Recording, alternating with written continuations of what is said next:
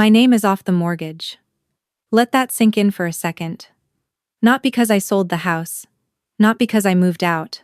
Because my mother called me on a Tuesday morning while I was on my lunch break and said, word for word, honestly, Claire, this was always going to be Derek's house. You know that, right? I was standing outside my office building holding a sandwich I never ended up eating. The sun was out. People were walking past me laughing at something on their phones. And my mother had just casually, almost cheerfully, told me that the $47,000 I put into that house didn't make it mine. I smiled. I told her I had to get back to work. And then I called my attorney. But let me back up, because if I just tell you the ending, you won't understand why I did what I did. And honestly, I need you to understand. I need someone to tell me if I went too far. So drop a comment below, tell me what time it is where you are, and tell me honestly, was I wrong? I'm the older daughter. My brother Derek is 3 years younger than me, and from the time he was about 7 years old, he was the favorite. I don't say that with bitterness anymore. I used to. I spent most of my teens and my 20s twisting myself into knots, trying to figure out what was wrong with me, what I was doing wrong, why my parents looked at Derek like he hung the moon, and looked at me like I was a tenant who'd overstayed her lease. Derek was the athlete. Derek was the charmer.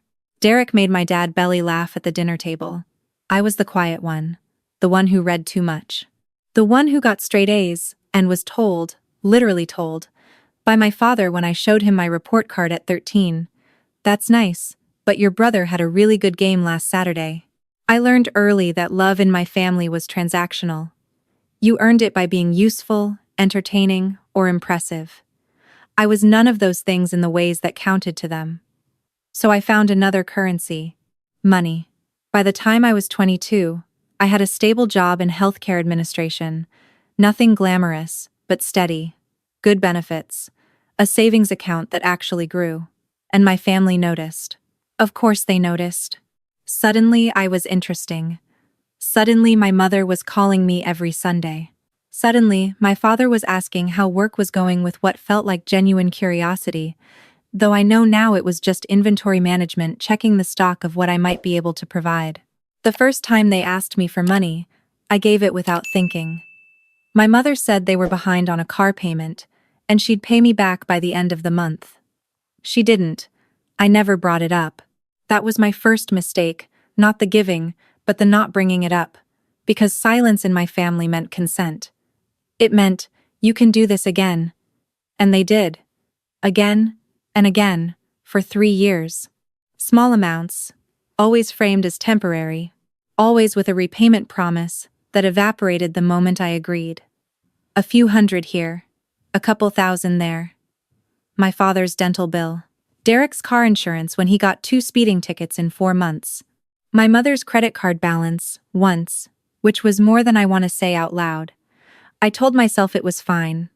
I told myself this was what family did. I told myself that someday, somehow, it would come back around. Then my parents decided they wanted to buy a house. They'd been renting their whole lives. My dad was 58, my mom 55. They found a place they loved, a 3-bedroom in a suburb, about 40 minutes from where I lived. Decent neighborhood. Good school district, which was funny because their kids were grown. But it had a big backyard, and my mother had always wanted a garden, and I understood that. I wanted her to have that. The problem was the down payment. They needed $40,000, and they had $11,000 saved. They asked me to cover the gap. I want to be clear about what $29,000 meant to me at that point in my life. It was almost everything I had. I had been saving aggressively for 2 years, with the specific goal of buying my own place. I was 27. I was single. I had a plan, and my parents were asking me to hand over nearly all of it so they could buy a house. I said no. The first time, I said no. My mother cried. Not dramatically, she didn't throw a fit. She just got very quiet on the phone and said, I understand. I just didn't think you'd let us keep renting at our age. And she hung up. And then my father called 20 minutes later and said, your brother would help if he could, but you know Derek's situation. Derek's situation. Derek was 24, working part-time at a sporting goods store, and living in my parents' apartment for free. His situation was that he had never once been asked to contribute anything to this family, financially or otherwise, and no one seemed to notice or care. I called my mother back the next day and said yes. I told myself I would be on the mortgage. I told myself that protected me. And at first, my name was right there, on the paperwork, alongside my parents. I was listed as a co-borrower. It felt, if not fair, at least logical. I was tied to the asset I helped create. What I didn't account for was what would happen once they were settled in. The first year was fine. I came over for dinners. My mother planted her garden. My dad built a little fire pit in the backyard. Derek moved into the third bedroom, which was supposed to be a guest room, but no one asked me, and I didn't say anything. I told myself I was being gracious. I was being a doormat, but I hadn't figured that out yet. Then my mother started talking about the house like it was entirely hers. Small things at first. I'm thinking of repainting the living room. Fine. I'm going to redo the backyard fence. Okay, then. We're thinking of adding your brother to the deed. I was sitting at her kitchen table when she said this. I had driven 40 minutes on a Saturday to bring her a plant she'd asked for, some specific type of rosemary she couldn't find locally. I had the plant in my hands. I set it down very carefully on the table. What do you mean, add him to the deed? I said.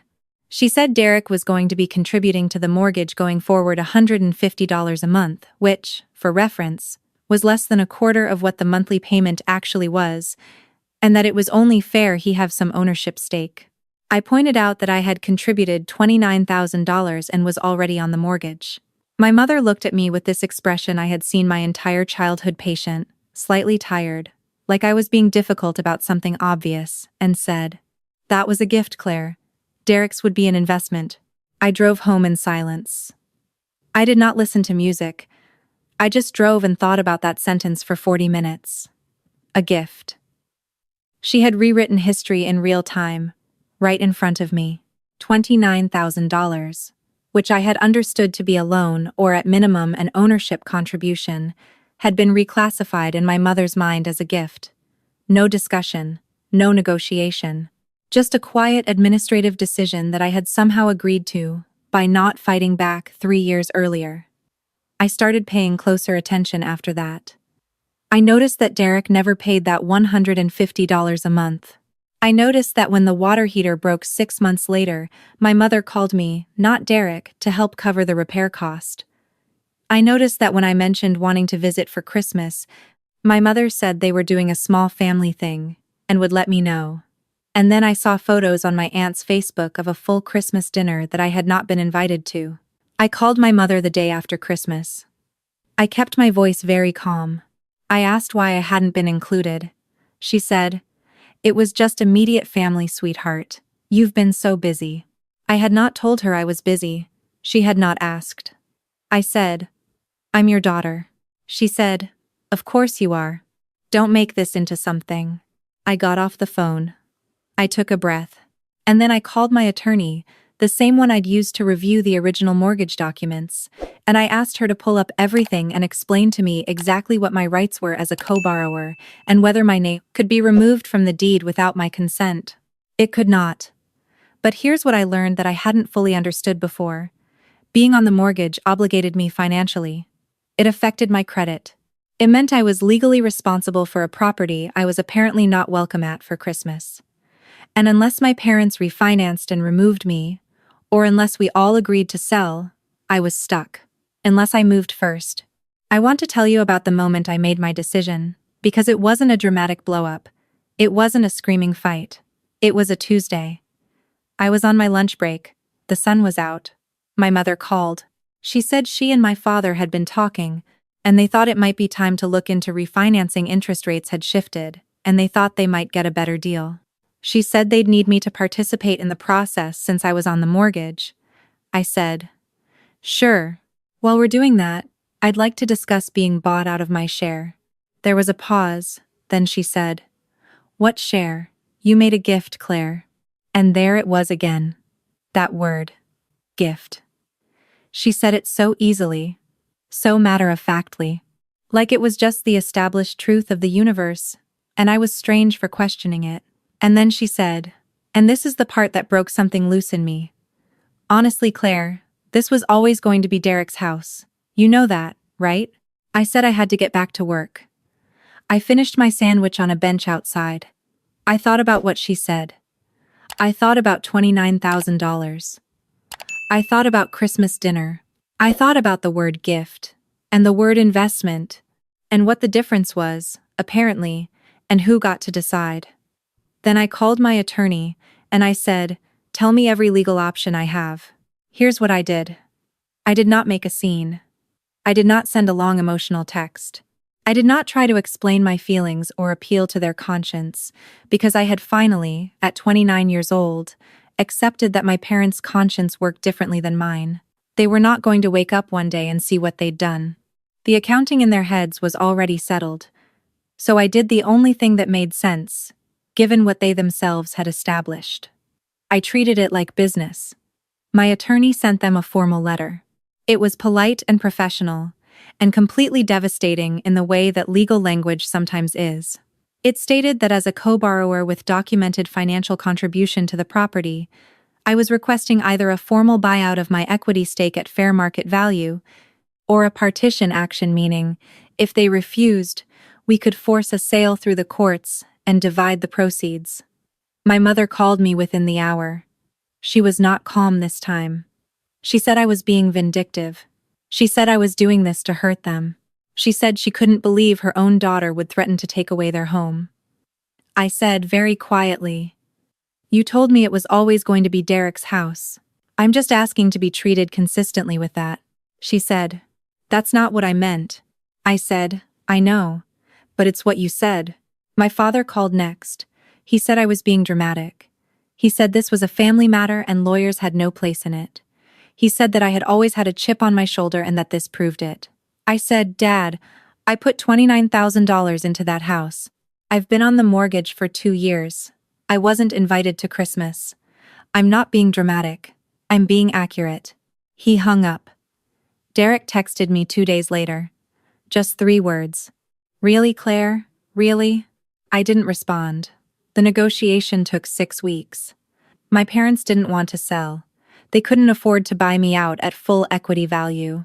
We landed on a number that was not what I was owed but was real, tangible, and documented a formal agreement, signed and notarized, in which they refinanced without me, paid me a settlement amount, and my name came off the deed permanently.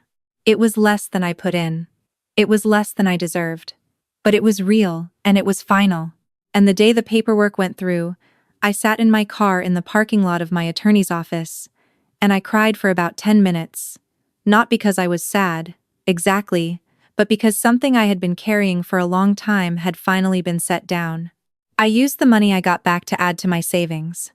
8 months later, I closed on my own place. A 1-bedroom condo, 30 minutes from work, with nobody's name on it but mine. My mother texted me when she found out. She said she hoped I was happy. She meant it sarcastically, I think. But I texted back 2 words I am, and I meant them sincerely. I haven't spoken to my parents in 7 months. I haven't spoken to Derek at all. I'm not angry anymore, which surprises me. I thought cutting off contact would feel like grief, and maybe it did at first, but now it mostly feels like what it actually is: clarity. I have learned something about my family that took me almost 30 years to learn. They are consistent. They have always been consistent. My mother has always sorted people into givers and receivers, and she placed me in the giver category so early and so firmly that she genuinely could not see any other arrangement as legitimate. It wasn't malice, exactly. It was just the way her world was organized.